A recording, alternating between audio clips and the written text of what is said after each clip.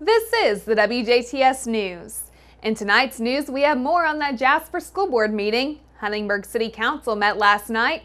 More on the cleanup day at Patoka Lake. Kurt Guxell is in with sports, and for tonight's Inform, we speak with Haley Thayer on interning with Purdue Extension. All this to come on 18 WJTS News.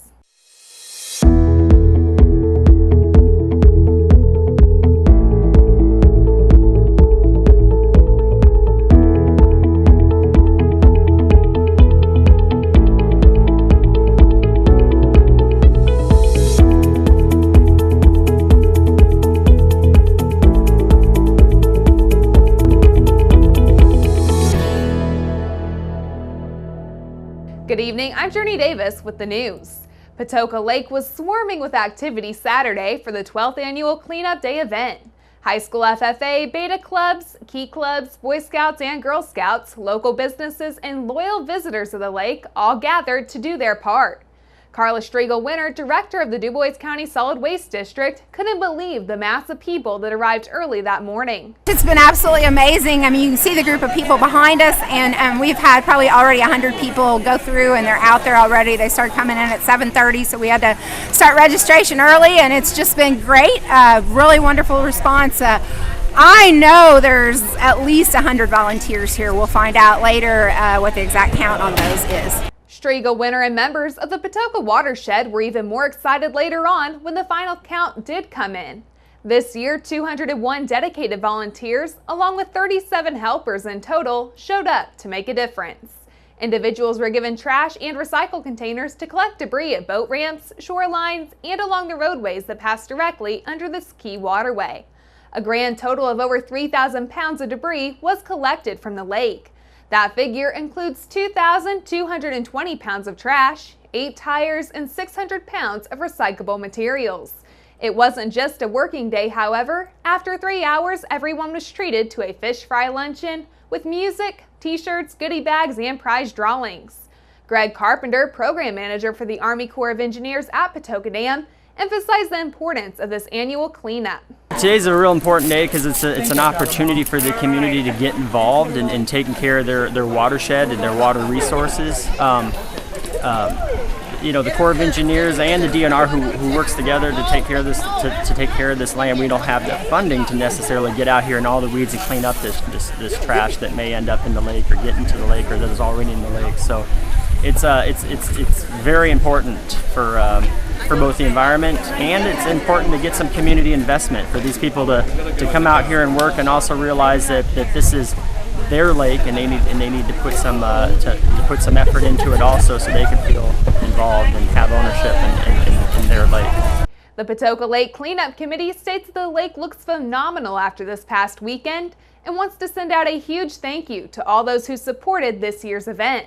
The Patoka Lake Cleanup provides a clean drinking water to 11 counties in southern Indiana, a safe living environment for area wildlife, and a pristine view of an uncluttered lake. Last night, the Huntingburg City Council approved a change order for Market Street Park in order to set a completion date for the project. October 10th has been set as the substantial completion date, which means the park will be, for the most part, complete. Structurally, the construction will be mostly finished, with most of what still needs to be completed being aesthetic aspects, such as the roof on the Performance Pavilion and pavers. Concrete will be in place, so the park will be pedestrian safe in time for the Huntingburg event October 13th, which will be the first event to be held at the new Market Street Park. The final completion date is set for October 27th. The council also approved Midwestern Engineers to begin the process for developing plans for the replacement of the water plant's telemetry system, also known as SCADA. Currently, a plan is in place to begin the process to make vast improvements to the water plant. However, the telemetry systems for the plant have recently stopped working, causing the water plant employees to once again monitor water levels and flows manually. The telemetry system automatically monitors water levels for the lift stations, records overflows and their durations, and monitors water treatment process, as well as measuring the inflow and outflow of water. This is an issue already on the list of things to improve and fix for the water plant. However, due to the importance of this issue, the water plant desires to get this issue fixed first. The estimated cost is around $217,000, but that cost could change depending on bids coming in for the project. Finally, a public meeting date has been set for the public to seek information from Commonwealth engineers and the Council on the proposed Stormwater Master Plan. That meeting is set for September 18th at 5:30 p.m. at Huntingburg City Hall. The public will be given their chance to ask questions and give input on the proposal. The City of Huntingburg's Water Department will be conducting their fall hydrant flushing program after the upcoming Labor Day holiday weekend. Officials say beginning next Tuesday, September 4th through Friday, October 5th, flushing will take place at various locations throughout the city on a daily basis. Flushing times will typically be Monday through Friday from 7:30 a.m. till 3:30 p.m. Flushing is performed to improve water quality and is a necessary preventative maintenance activity for proper waterline function. Officials state that although this may appear to waste water, flushing actually improves pressures and flow rates needed for fire protection, aids in maintaining proper valve and hydrant operation, and helps to provide better overall water service to their customers. Water will remain safe to drink, however, special care and attention is recommended, especially before doing laundry.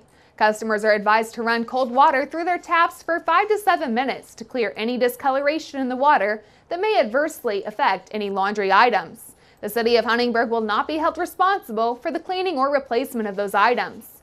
For more information, you can contact Rachel Steckler at Huntingburg City Hall by phone at 812-683-2211 or by email at rsteckler@huntingburg-in.gov. One person complained of pain and another person was cited after a 4-car chain reaction accident late Tuesday afternoon on Jasper's north side.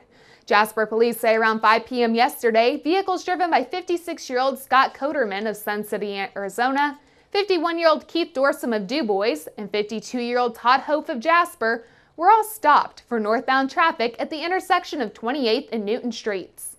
They say a 4th vehicle driven by 38-year-old Melinda Cook Gray of Birdseye rear-ended Coderman's SUV, causing it to rear-end Dorsum's SUV, which in turn struck the rear of Hope's pickup. Coderman complained of chest and shoulder pain and was treated at the scene by EMS. He was not transported to the hospital. A total of $24,000 in total damages was sustained in this accident. Jasper police ticketed Cook Gray for following too closely. Monday night, the Greater Jasper Consolidated School Board listened to a monthly progress report on the construction of the new Jasper Elementary from Corporation Clerk of the Works, Scott Steptonagle. Steptonagle says a traffic reconfiguration and layout will need to be implemented in preparation of the increased traffic anticipated in the area along Portersville Road as a result of the new Jasper Elementary School. Steptonagle proposed making required revisions to the north and south parking lots of the adjacent Jasper Middle School and that they be made into 2 separate projects, one for the north parking lot where the 2 campuses meet and one for the south parking lot. Steptonagle says that separating it into 2 projects will allow smaller contractors to submit their proposals. He suggested work on the south lot in front of the middle school be performed next summer, while the north side work will be conducted this fall as to not interrupt the current traffic flow, bus pickup, and drop-off, and only be a minimal disruption for athletic events to be held at the school.